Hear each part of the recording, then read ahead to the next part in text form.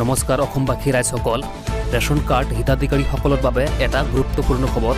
বিশেষকৈ পুৰণি ration card হিতাধিকাৰীসকলৰ বাবে এইটো এটা বেছি গুৰুত্বপূৰ্ণ ভিডিঅ' হয়। গতিকে যদি আপোনালোকে পুৰণি হিতাধিকাৰী 10-11 বছৰ আগতে ৰেচন কাৰ্ড লাভ কৰিছে, তেন্তে আপোনালোকে 1 জুনৰ আগতেই আপোনাৰ ৰেচন কাৰ্ডত এটা কাম কৰি লওক। যদি আপোনালোকে জুন মাহৰ 1 তাৰিখৰ আগতেই কামটো নকৰে, তেনে ক্ষেত্ৰত আপোনাৰ ৰেচন কাৰ্ডখন ডাঙৰ সমস্যাত পৰিব পাৰে।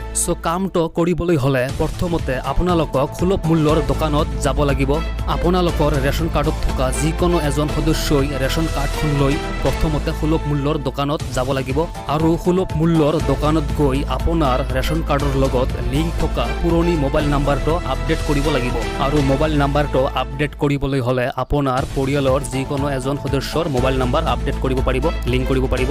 গতিকে বন্ধুসকল, যদি আপোনালোকে এতিয়ালৈকে আপোনাৰ ৰেচন কাৰ্ডত মোবাইল নাম্বাৰটো আপডেট দিয়া নাই, তেনেহ'লে অতি সোনকালেই আপোনাৰ ৰেচন কাৰ্ডত মোবাইল নাম্বাৰটো আপডেট কৰি লওক। নহ'লে 31 মে তাৰিখৰ পিছত আপোনালোকে সমস্যাত পৰিব পাৰে।